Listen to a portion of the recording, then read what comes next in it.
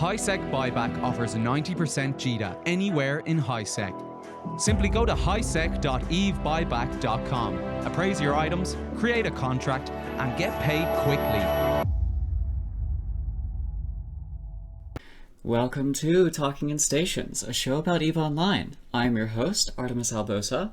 Joining me on the show today, we have the head of the Convocation of Empyreans, as well as the host of the EVE Universe podcast, Ashterothi.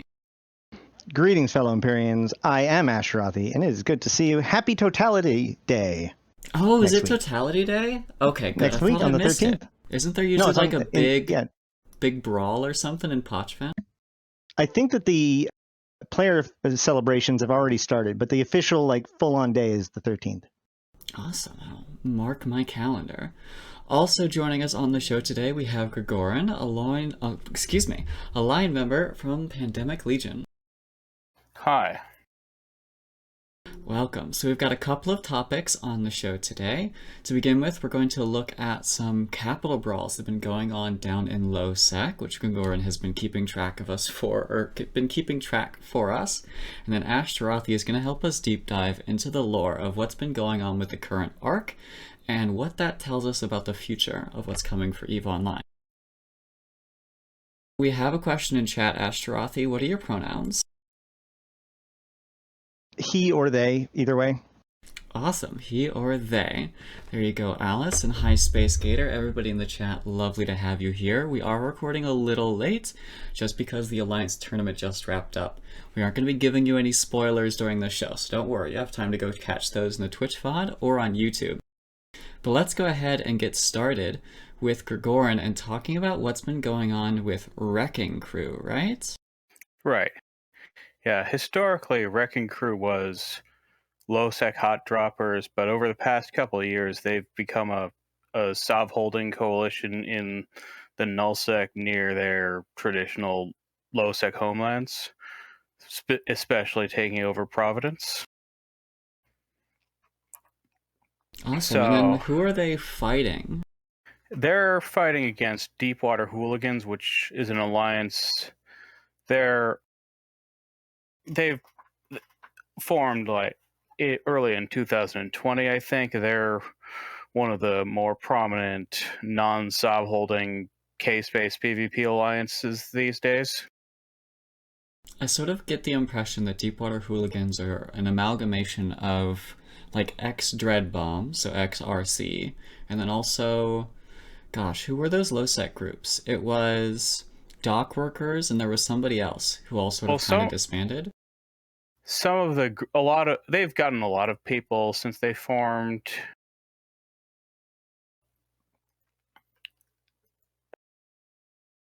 A lot of former members of Dread Bomb, when Dread Bomb disbanded around a year ago, they took in a few Dread Bomb corporations. Like, if you look at the September 26th battle report in Fassbera, where Deepwater dropped their super capital fleet, most of their Titans almost all of their Titans, and looks like more than half of their supers are corporations that are former Dread Bomb. Awesome. So let's just get started right into these battle reports, because we've seen a surprising number of Dreads and even supers in low-sec. So the one happening on the 26th, we've got Deepwater Hooligans, supers on the battle report, Wrecking Crew. They have a lot of dead Dreads. The total numbers for this was almost 500 billion is killed, but only 400 pilots on the show. So what's the word? How did this one go down? That looks like it was a pretty bloody fight then. Yeah, absolutely.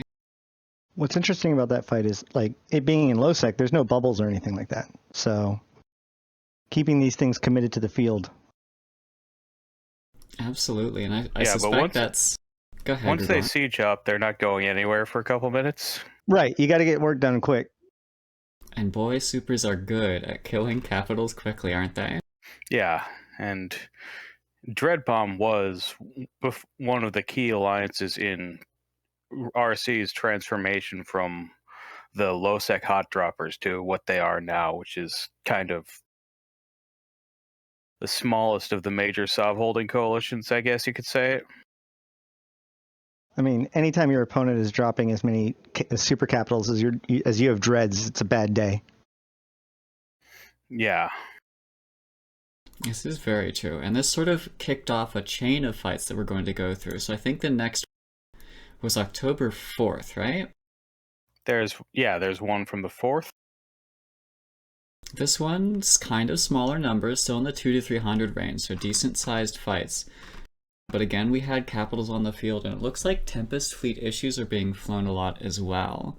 What's the deal with the Tempest Fleet issue doctrine? That has been one of the more popular faction battleship doctrines in recent years.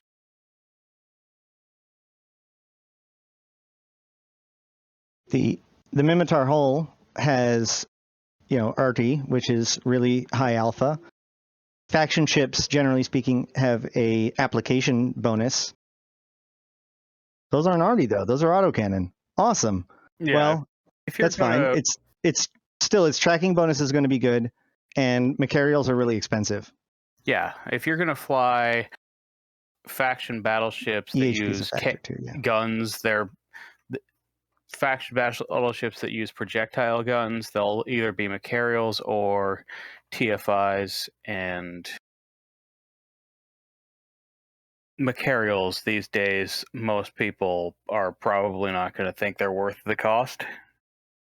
And as Jita pointed out also in chat, faction ships, the other thing that they're good at is they have additional tank. So these things are also going to be very, hard to kill comparatively. Yeah, and that additional tank in low sec, you might as well fly a fancy amulet or Nirvana implant set.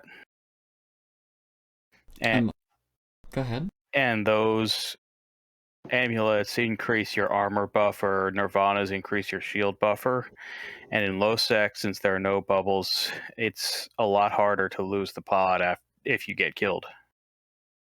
I'm also noticing the mid slots across the different sides are a bit different. It looks like Wrecking Crew is preferring to go with more tracking and application with some tracking computers, but on Snuffed Out and Deepwater Hooligans, they are opting for Minmatar Jam in the hopes of taking some of the DPS from Wrecking Crew off the field. And even the rare...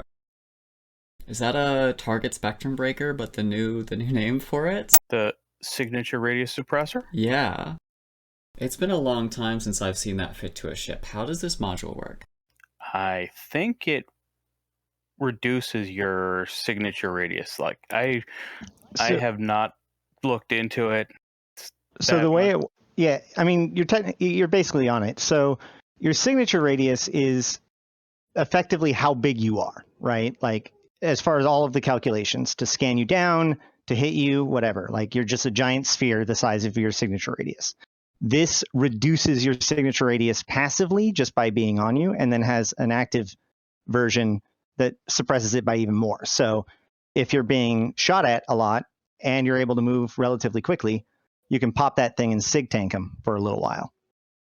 And these it also helps you not get probed down. They're restricted to just battleships, right? Because it would be kind of OP to have that. Correct. It's a battleship only ability. They used to have their own the spectrum breaker that you were talking about, but that has been removed completely and was replaced with this module. Awesome. Yeah, the target spectrum breaker was kind of like an E-War, an ECM for the. Yeah, it kind of scaled up how powerful it was based on the number of other enemies that were targeting you, right? Right. It's the function of it was Mr. Hyde didn't like the fact that he kept being like swarmed by a bunch of frigates, right? So that was the idea, was that a battleship that was being overwhelmed by a lot of smaller targets would have a tool against that. God, I still remember when he was on CSM and he went to the CCP office and the whiteboards, he wrote "End the Frigate Menace" or whatever it was. Those are good times. Alright, so that was the October 4th fight. Again, we just have these two groups going at each other. Wrecking Crew versus Deepwater Hooligans. No caps from Wrecking Crew that time, but Deepwater Hooligans definitely brought them out. And that's going to be a running theme as we continue on forward to the fight that happened on the 7th. This one was another, like, similar numbers, a little bit smaller this time, less than 200 across, but we still had a lot of ships lost. Looks like this time, though, Wrecking Crew changed it up. They were trying to defend a Tartara, which, for those unfamiliar, is a refinery, but it's the large version. So think Fortizar, but refinery, with quite a bit of ISK there. And they defended it with a couple of long-range Ravens. It is also the largest of the refineries. Refineries don't have an extra large version. So the reason why you have one of these things is because it actually does it. Like, an Asbel will let you build things that a Raitru can't. But in this case, like, the Tatara gets just better bonuses. So it'll refine better, etc. It'll have better reactions yield. Yep. Awesome. Indeed, we can see that the rigs on this one, which the rigs for Citadels are always very expensive. We have one for processing and one for reactor efficiency. The reactor efficiency, I forget, is that drug reactions? Or is it all of them? Okay, so remember, as you step up in size categories when it comes to structures, like, things get lumped together. Yeah, and so Athenor it's all of them. And Athenor's rigs would be differentiated between drug reactions, T2 reactions, and T3 reactions, but a Tatara's rigs, it just has one that covers all three types of reaction. Yep. Right on. So likewise, that refining one, an Athenor would need to choose between asteroid, moon, or something like that, whereas the Tatara just gets to slap on a refining rig. Yeah, I'm not sure, but I would suspect that back before RC held a lot of Sov, back when they were mainly a low-sec group, this was a huge source of income for them, both in moon mining and in reacting the moon ore. Absolutely. Another interesting bonus of having a Tatara over an Athenor here is that after the latest changes now, an Athenor only gets 2 chances. You get 1 shot at a timer, whereas the Tatara gets 2 timers. Yeah, absolutely. And Gergoran, correct me if I'm wrong, but it seems like a theme with these fights is they're happening because Deepwater Hooligans is coming in and reinforcing some of these high-value structures, and then Wrecking Crew is showing up to defend them. Is that accurate? That sounds about right. There were also some fights in Lama, which is where RC has a keep star there. I don't think they've managed to successfully anchor a Fortizar on the Keepstar grid, though. Oh, so they've been trying to put up siege structures even. Yeah. They've been... Like, I haven't been down in Derelict recently, but I remember the main RC Keepstar in Kamal a couple of years ago had a huge number of structures anchored all around the Athenors anchored all around the grid to make it. You had to be further away to anchor a siege Fortizar. Right on, yeah. It looks like the most recent fight that I could find happening was in the early September, so it's been about a month. But there were lots of capitals dropped, and it looks like a war of fighters, which is typically how things go on Keepstar grids. We have a member of chat, Chita, I guess, who's asking about the name of the Kamal Keepstar. I don't remember it. I used to live there, but it might have changed, and I just don't remember. I'm sorry. It's a vulgar joke, Kamal Toe. Oh, okay. Very edgy. Congratulations. Alright, but on to even more battles. This was the most recent one, and also another big and bloody battle. This time we had Snuffed Out joining on the side of Deepwater Hooligans, and then of course Wrecking Crew on the other side. We were back up to the 400 to 500 participant range, And this one we actually have quite a few videos of, so I'm going to go ahead and get one of those playing in the background. Will you tell us about this one, Gergoran? Well, Snuffed Out is a longtime enemy of RC that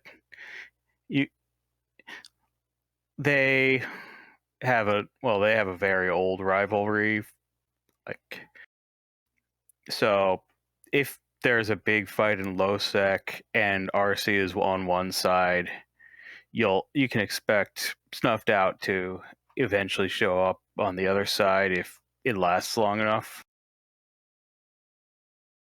Right on. And I distinctly remember seeing, and even if you look at the battle report, it's interesting the way that the numbers shake out. So on the Wrecking Crew side, they had 387 members, but then for Snuffed Out and Deepwater Hooligans, that was only 125. So you're outnumbered at least 2-1. And even still, Deepwater Hooligans came out on top in terms of the number of ISK destroyed and the number of ships destroyed.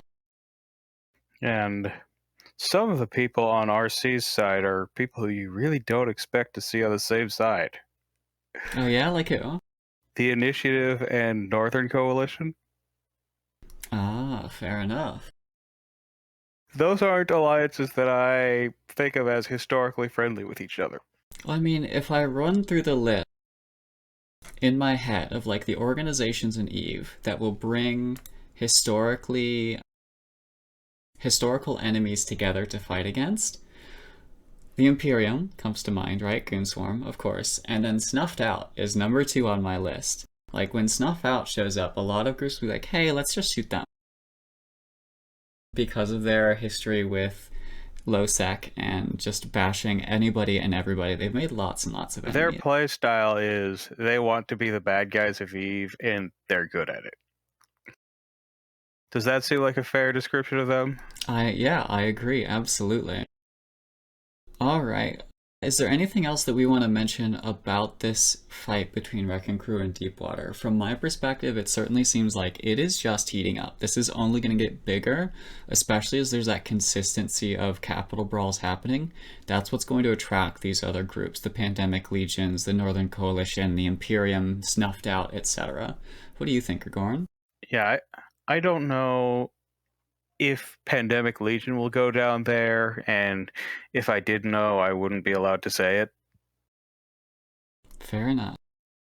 But I think people like Dread Brawls, and as long as people can afford to keep throwing them at each other, this will continue. The thing about low sec is, unlike null sec has a very definitive end, right? I can win the SOV fight and kick you out of the SOV, and now I have won. And most people don't, most of the time, they don't like continue to try to fight for the same system. However, in low sec, there is no SOV, there is no control. It's only by force of sheer will.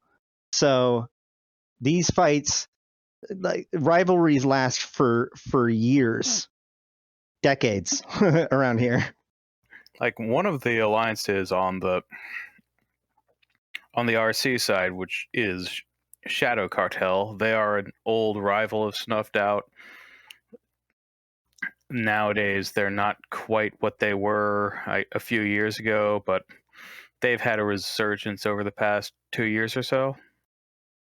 Yeah, to put it into perspective, when Aderon first took Liet back in like 2012, 2013, it was Shadow Cartel in Old Man Star and Snuff in the Tama area. And we kind of survived by being in the middle. So if one attacked, the other would come to mess with them, and we just happened to be the fighting field. And one of the alliances that has a couple of people on the RC side is Curatores Veritatis Alliance. Not who I would expect to be friendly with RC, and an alliance that has in the past fought on the side of Snuffed Out against RC. Yeah, see, for those that's unfamiliar... the other thing about low sec fights, though. Especially, so low sec still has Crime Watch. So low sec fights will drop into tie-dye, not as fast as in high sec, but faster than in null sec, right? Yeah. Because there's suspect flags and stuff. So that means that the fights also last a long time.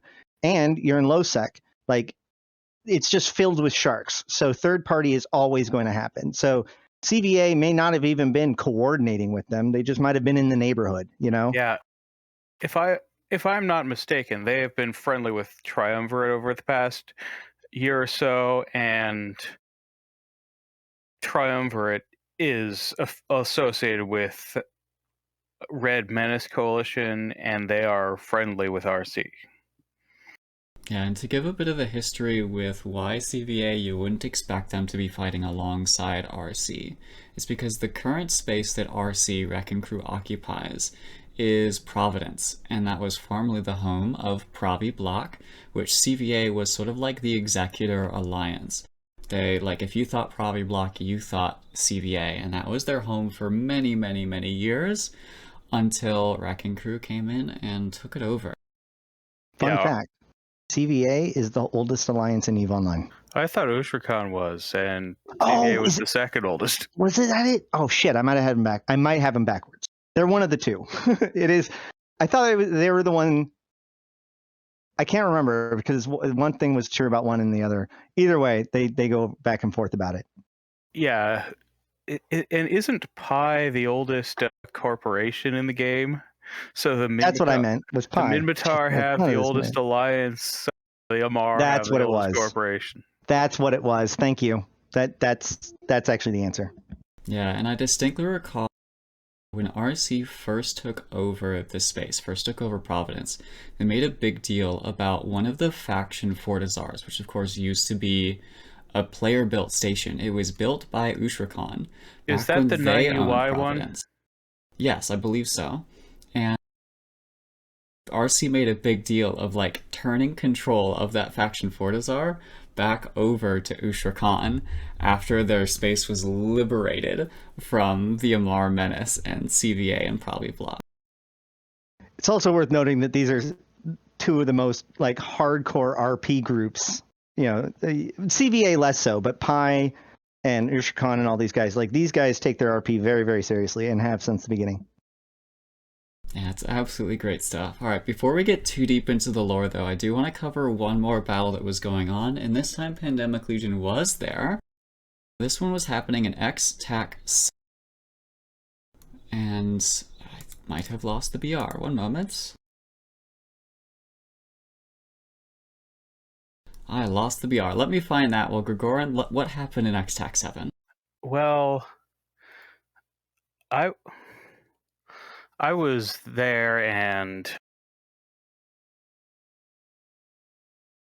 there was originally a Spectre Fleet event a couple systems away where Spectre Fleet and Brave were fighting, and well, Spectre Fleet brought out a Nyx. After that fight finished up, we reshipped from the retributions that we had been in into Paladins, and fought over and I think it was an Athenor timer in X-TAC 7. Yeah. X-TAC 7 is historically one of the big systems in New Eden with a lot of fighting going on. Why is that? Well, Pureblind is one of the border regions, and the unique thing about Pureblind is that it has two NPC pockets, one of which is centered around X-TAC 7, so there are NPC stations in here, and it is close to low-sec, and the geography of, well, both gates and jump ranges makes it a natural border region between coalitions. Absolutely, and that fact of them being an NPC area of space had more importance in the past, but is still important now, especially if you're trying to either just harass the residents of that area or the surrounding regions, or if you're trying to actually invade. Because especially pre-Citadels, like the NPC stations in X-TAC 7 and the surrounding systems, those would be key staging areas for groups looking to invade or harass. And even now that we have Citadels, so a group is more likely to anchor their own, what you'll see is that in sovereignty systems, there are mechanics in play that the higher the, I believe it's the strategic index, so however long the holding alliance has held it, the longer an anchor timer will be for any other group. And so if you try to anchor any sort of like beachhead structures, the defenders will have a lot of time to defend unless you're anchoring it in one of these NPC systems. And you also... sorry, when you anchor it, that anchor timer, like the final timer, happens at the end of the anchoring. So a longer anchoring also means more time for your opponent or the defenders to find it and organize a defense to kill it before it even finishes anchoring. And if once the ADMs are high enough, you cannot anchor medium structures, which is Ashterothi, Raitaru, and Athenor. So you need to, if you want to drop a beachhead structure in hostile space, you might need to invest something more expensive in that. Gotcha. Which is why in March or April of last year, when there was fighting going on in the 1DQ pocket of Delve and in Fake Aquarius, it was a lot of it was dropping Asbels in that pocket rather than something cheaper. The cheapest large structure, right? Yeah. Right on. I do want to quickly note, with the whole Brave Spectre Fleet Nyx event, the Nyx was dropped next to the Brave Keepstar. But this wasn't an attempt to kill the Keepstar, it was an attempt to defend the Nyx from a dread bomb. Of course, Keepstars being very deadly to hostile caps on their grid, and battleship fleets as well. So the event was supposed to be frigates versus the Nyx, and by placing the Nyx on that Keepstar, they made sure that they could effectively defend from anybody trying to spoil the party. But then, of course, the after party had no such protection, so tell us about that. Yeah, there was a few systems away in X-TAC 7. There was an Athenor timer. It was either an Athenor or Astrohus. It was an Athenor, medium structure that begins with A. So my alliance, Pandemic Legion, and a Horde Sig that is also in the area were in Paladins. We were heavily outnumbered for most of this fight against multiple hack fleets from Brave, and we formed Blob mainly, and a Nightmare fleet from Volta. Yeah, so those are all alliances who people generally associate with GTC, Greater Trash Community / Coalition, depending on your persuasion. And they have recently been banding together more closely in a fight against Fraternity, who weren't actually in this battle, to my knowledge. Yeah, Fraternity, they showed up pretty late. I saw them on grid pretty late in the fight with a Cerberus fleet. People have accused PanFam of deploying as Fraternity's bat phone, but I've shot at Fraternity a few times the past couple of weeks, so I'm not sure how true that is. Fair enough. So looking at this battle report, it's very wide. We have to spread it out because there were lots of people involved and various different sides. We had about even numbers between the two main groups, GTC plus Brave and Pandemic Legion. And again, it was Paladins versus a lot of that was a Pandemic Horde Munin fleet, which formed out of drones and didn't arrive until pretty late in the fight. Understood. Okay. So definitely some good brawls going on, both up north and down south. It was a lot of fun. Like, even though my side bled pretty hard, as you can see, since while we killed more ships than the other side did, our ships were very expensive. It was a lot of fun. The classic Paladin problem. Alright, well, let's shift our focus then from player happenings and ongoing battles in nullsec back to lowsec. And Ashterothi, we brought you on to hopefully talk a little bit more about the lore of what's been happening with these faction warfare events. RC was on previously, talked a lot about mechanics and a lot about especially faction warfare specifically. But I'd like to talk a bit, because you have some interesting thoughts on the technology that we're learning about through this lore and what that could mean going forward. Yeah, okay, so that's good to know that Arcia went over the mechanics, so that way I don't have to bother with that. So both sides kind of have their own story. The Othanoon side is important because there was a few months where, or at least a month or so, where we got some news in the background that there was Triglavian activity being discovered and or denied within Othanoon on the storm planets of Surthold, which is the constellation that Othanoon is in, and other stuff like that. And then one day, an Edencom structure began decloaking and recloaking, like its cloaking system began to fail, and just above Othanoon 5, which triggered a series of events, which led to us getting footage of a camera drone on the planet, searching around, seeing one of the Triglavian like structures, towers, and then getting shot at by a Triglavian drone. So obviously, Edencom has been here, supervising this, or like surveying this for a little while. Something went wrong. Everybody inside was dead. Hard to say. So that led to both sides. Both the Glente and the Caldari began in secret, without telling anybody, new stargates. We have one in Samanuni in the Caldari system, and one in Amignon for the Glente. Yeah, Amignon, that system was until I think early this year, that was the main system of Eve University. So when I was a brand new player, I lived there, and probably a lot of other people over the years. Spoilers. No.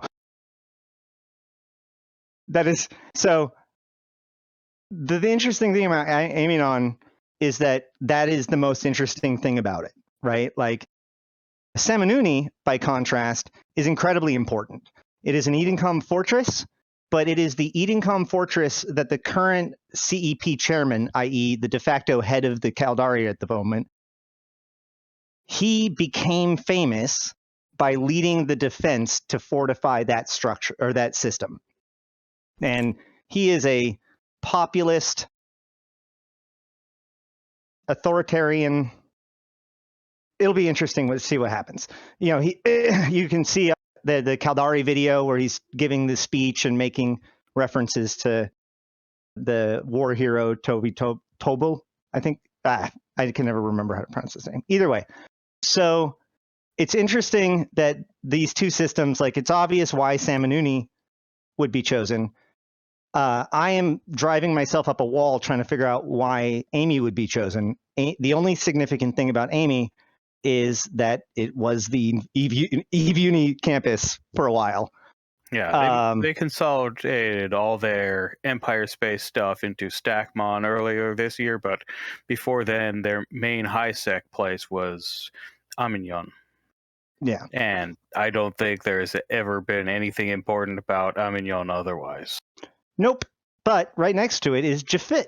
Jafit is one actually an important system. It is an Edencom fortress. It's adjacent to Losec. And there's a lot of other reasons why it would be really awesome, which is kind of interesting why it's not the one that was chosen.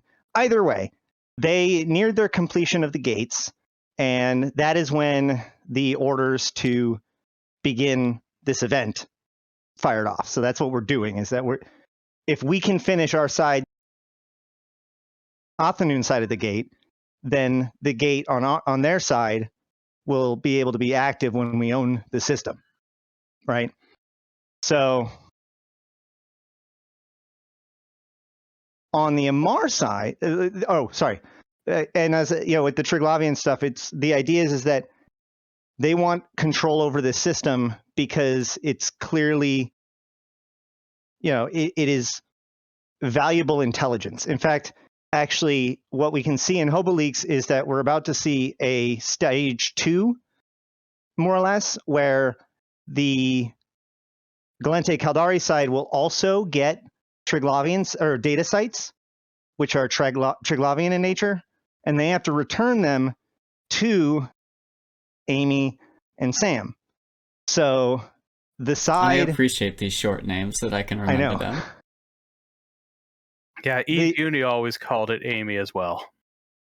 So the side that has that Stargate, or a Stargate built in that system, and owns that system during that event, will be able to jump directly from the constellation to the system that you drop the sheets off in directly through Amy.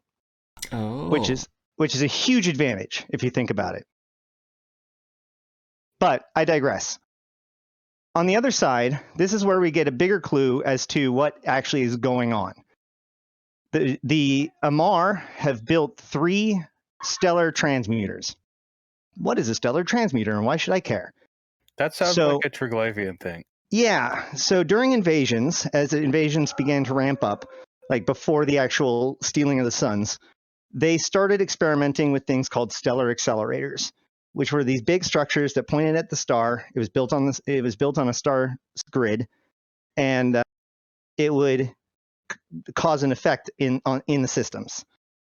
Now, when we got to Invasions Chapter 3, what we saw was a much grander version of basically the same thing that shoots a giant laser beam at the star, which is what causes it to become sick.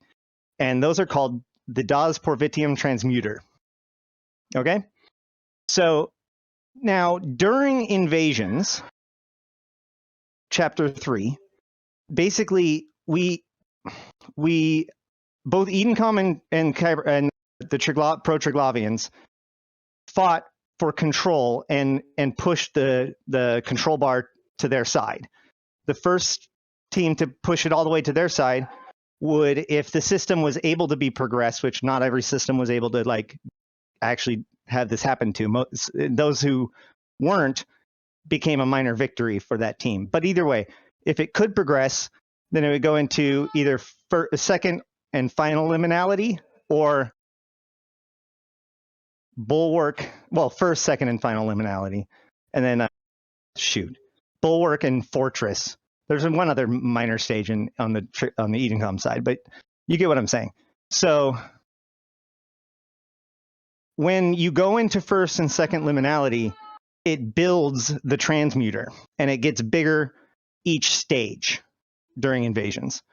However, Edencom accomplished something that the Triglavians had thought was impossible, literally impossible, which was that the Triglavians pulled the system into first liminality, but then Edencom, with Arcia, came in and pulled it back and fortified it, which left one of these transmuters in under Amarian control, and now an Edencom fortress.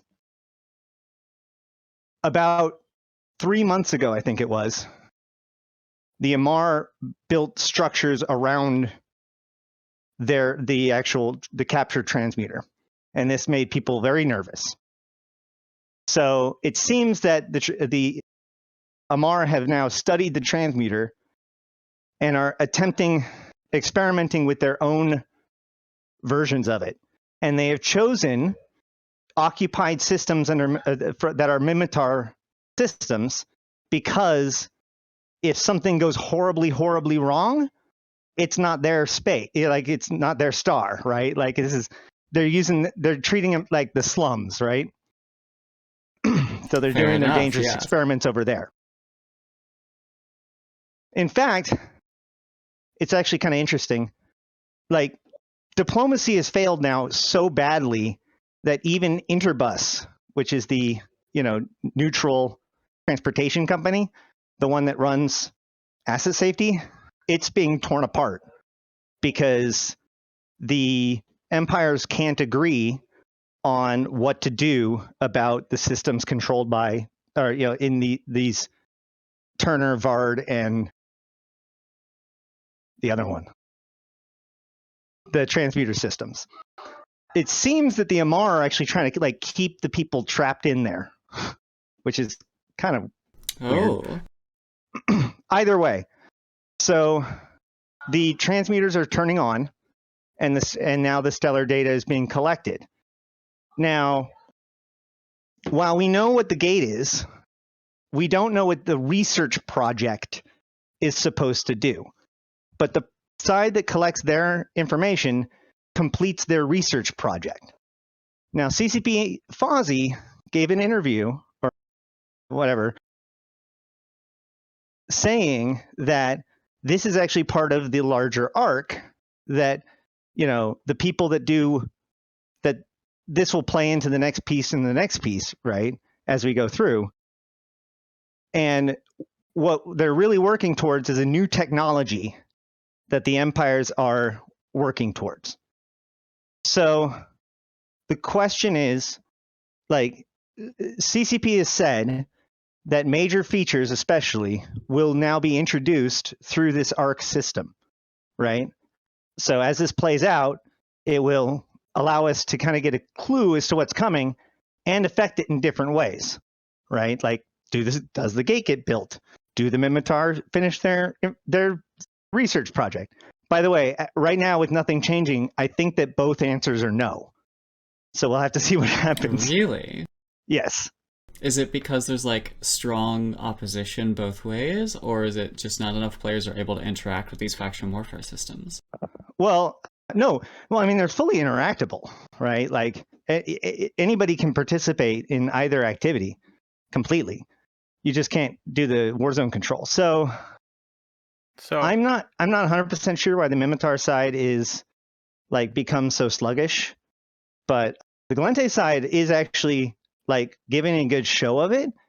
But the fact that we have to turn in Athenoon,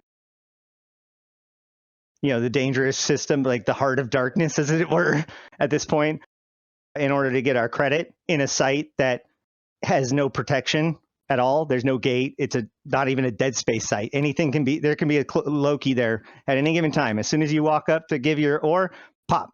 So, like it makes it a bit more challenging. The Caldari have been incredibly aggressive, especially in the early phases of it. So they've taken a commanding lead. They will complete their gate probably within a few days. They're at least 2/3 of the way done. Now, we don't know exactly when the event ends, but Crimson Harvest pretty much needs to end or start on the 18th. So unless CCP is expecting to do 2 events crossing at the same time, which they've never done before, that would give us a kind of a deadline for this phase. So we'll have to see how that goes. So is this event kind of the new faction ships? I love them.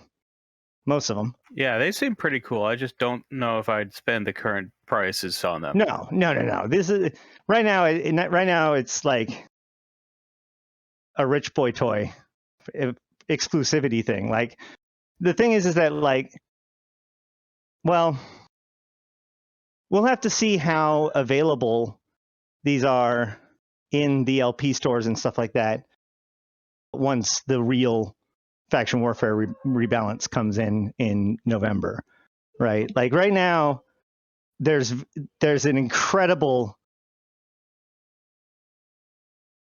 like disparity on availability of the ships based on who's winning. There aren't that. Consequently, Mimitar being so far behind means that basically there's none of the Mimitar ships out there. Yeah, right. I haven't actually seen any of them. I've seen some of the others, but no Mimitar stuff. Right, because each ticket represents a quanta of progress, right? So the Mimitar have made the least progress. There's the least amount of tickets. So, yeah, it's going to have the least amount of ships. And if you notice, the ones like Caldari and Amar are likely going to be the ones that are the most. Goodness, I can't, like, the ships are so new, they're not an EVE marketer yet, so I can't look up their market stats. I wish I could. They're like hundreds of millions for a frigate hull. Ironically, they are uniquely good in this event in particular, but they're probably far too expensive to use in this event. Which is, yeah. But either way, the question is, what is the tech that the empires are building? Why should we care? At the beginning of the year, CCP Rattati said that their top priority was the feature of allowing, giving nullsec new options for customizing their space. He mentioned maybe changing bonuses or even the availability of certain resources, with a potentially a give and take kind of nature to it. He then also, a little while later, said that actually got deprioritized to move forward the structure rebalance. So that's what we got instead. But that still leaves that change pretty high up on that list. These transmuters affect local space-time around the star. And unlike the observatories, this does not just mean a bonus here and there, like the Edencom ones or the Triglavian ones in Pochfin. These things can mutate what is available within the system itself, right? Pochfin has Rakavine, Beznazine, and the one that I should definitely know, but I'm brain farting right now. You're talking about the special ores that are unique to Pochfin, right? Exactly. And so that ore gives you large amounts of trit and the low seg ore, right? So for instance, if your system could just spawn those, that would give you those resources, right? It may affect what sites spawn, right? Or something along those lines. But that really feels like where this is going. And while I didn't actually watch the interview in question, I was told by somebody that I believe that Fozzie even hinted at that idea that this is towards customization. So is the other ore type Thalassonite?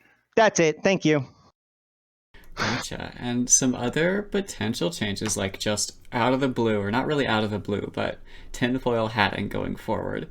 Matterall joined the chat very briefly to point out and highlight what you mentioned about what's going on in faction warfare right now, which is with these stellar transmuters and all the chaos, Interbus is shutting down, and that could impact shutting down assets. is a strong word.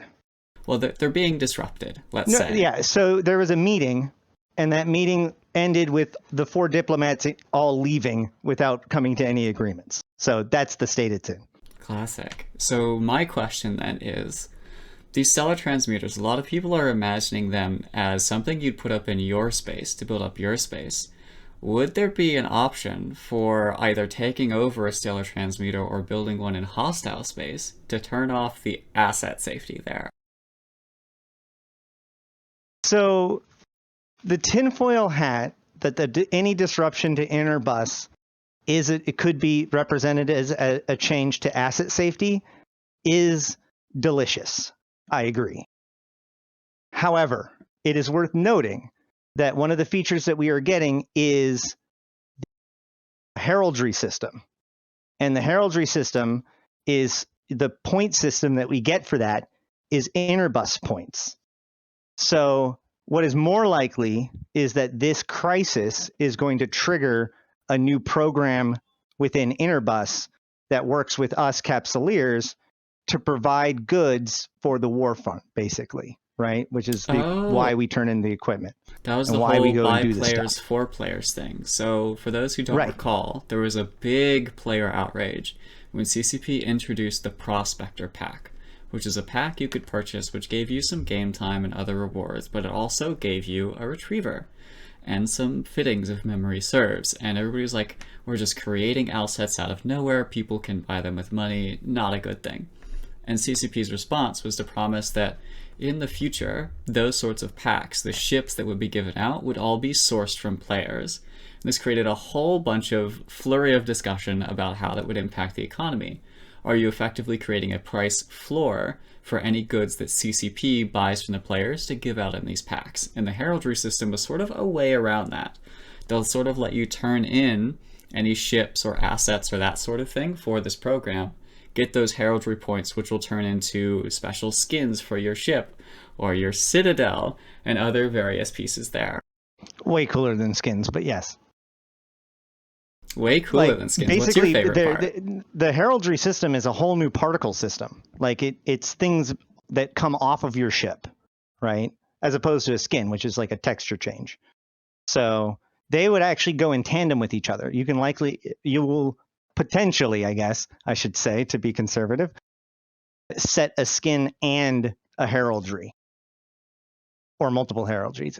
Right. I do want to temper our expectations, though, which is that while they've said that we're getting heraldry, the only thing that they've shown is the Alliance logo hologram on the ship. They showed it in the trailer, and they have a picture of it in the blog. But I would assume that if they knew for a fact that they were going to like have an extensive heraldry system on launch, then they might be showing off some of that stuff now. So I would be conservative and just assume that what we're getting is our Alliance logos on ships as a stage 1, and then we'll see as we go on. Yeah, I can't imagine them not doing things like adding symbols of Caldari Megacorps or Amar houses. Right. Yeah, I mean, there was all kinds of cool ideas. They had one that was like, it's different based on how many kill marks you have, and like it's an amazing system. It has tons of potential. I hope it works out, because it's a way that we can, they can sell ships, which is good for several reasons. It doesn't actually impact our market because what CCP is offering is not comparable, right? Because the thing is that nothing from the heraldry system can be traded or sold. You can donate points to your Alliance, so that way your Alliance can buy something, but everything's locked to whatever buys it. So this thing cannot have any ISK value. So if you have a ship, you can either get ISK value out of it, or you can get Interbus points if that's the ship type they're asking for right now, for example. I mean, there's a part of my brain that wants to point out that there is an ISK value for turning in heraldry, because there's the opportunity cost of the ISK you could have gotten, but that's another story. No, but I mean, like, there's no ISK value to the heraldry itself. I can't put a value. Yes, I give up that ISK, but I can't tell you how much ISK worth of heraldry I get from it. You get what I'm saying? Fair enough, yes. So, all right. There is an interesting final piece, though. In the systems of Amy and Samanuni, there are new sites spawning every few days, basically. These are called construction sites, and they are building different things. I think at least one of them on each side has completed so far. So we don't actually know all of the different structures that are coming, but it's like we see it's fortifications, laboratories, checkpoints, new mini structures or stations or something like that. These sorts of things are being deployed there. Now, the interesting thing is that the ones that are empty have pause sticks in them as one of the models. Now, that pause stick was in Hoboleaks, and it's now called like Caldari Tower, do not translate, because it's not actually shown to anybody. So, but before it was that, it had its, internal name, which was listening post dash event. So that could mean a couple things. First, it could mean nothing. Second, it could mean that this is something that's going to happen post-event, i.e. after this event. But it could also be something that's going to be part of a future event that is interpreted as the listening post event. If we continue to see infrastructure build up, it might be worth considering whether or not we're going to get new structures that might become our new systems if they take away local, for example, right? Will be a new tool that could be used instead. So I would keep at least up to date with what is being built in those systems, because now the systems adjacent to those systems have also begun getting construction yards, and at least one of them on both sides is at one of the stars. So if they continue to like build their own infrastructure, it might be worth really paying attention to. But either way, it's probably going to be noteworthy soon enough. That's awesome. And we talked a little bit during the last show about how you can sort of get involved with pushing forward these various campaigns, but Ash, you also put together a pretty comprehensive list of the different events going on, how to participate in them, and even some suggested fits, right? I actually never got to nail down suggested fits because in the end it's been so much chaos that doesn't really exist. But yeah, it has the lore behind it. It has all the rules. I actually need to go down and update them again with some of the new stuff. But I've been updating it pretty regularly. And if there's like a world news about it or a New Eden news update about it with the lore or whatever, that I post them there too. Yeah. Awesome. So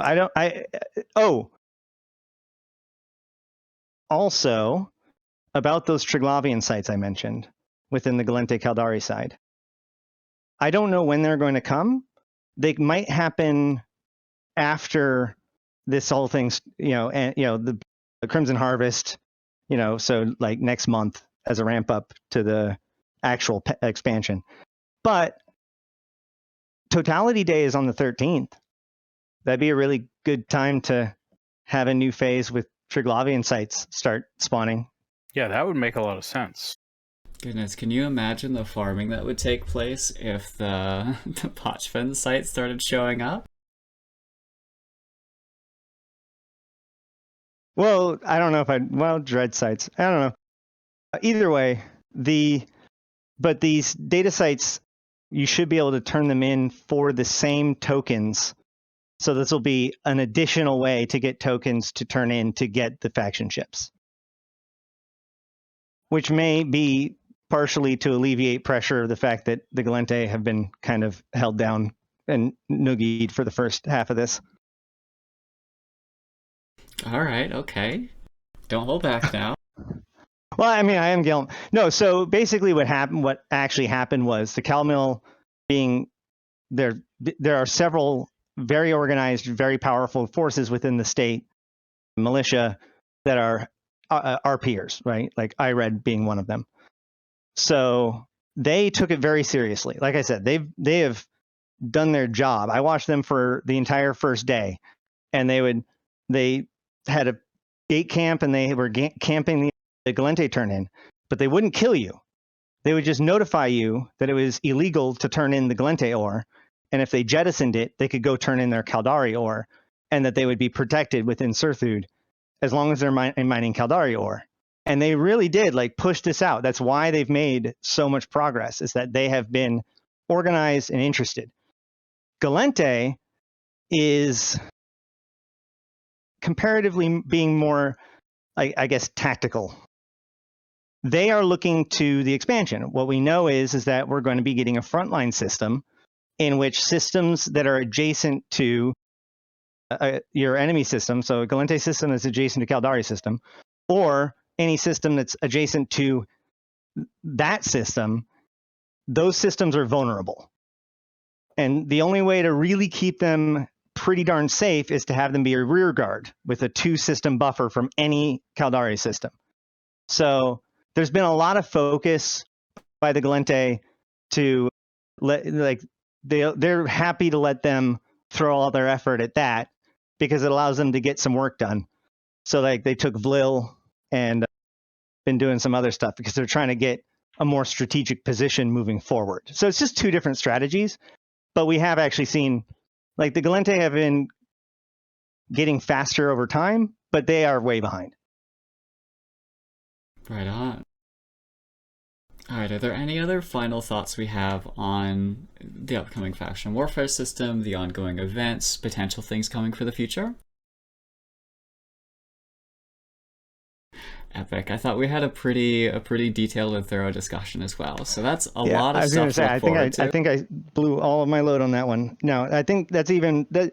I want to actually just reinforce that those last few things, the listening post and that stuff, is all highly speculative, right? None of this is for sure.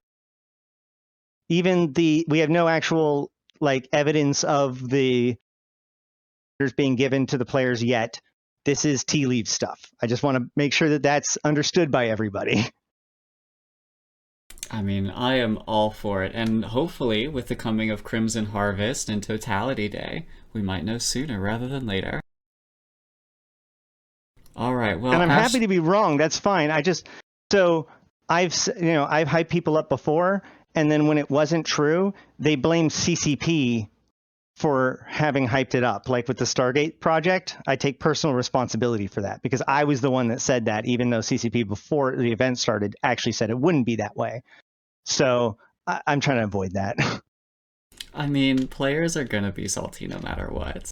So don't fair. stress about it. It's okay. Just enjoy the game, enjoy the lore, enjoy the tinfoil hattery if that's what you would like to do.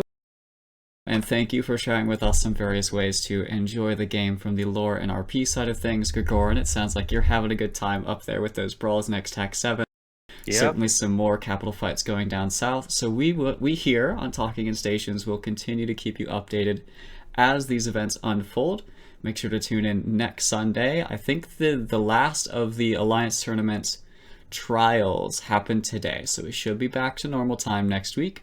We will see you then. Yeah, there was some good stuff on today. No spoilers. No spoilers. Don't do it. Go watch, but no spoilers. Yeah.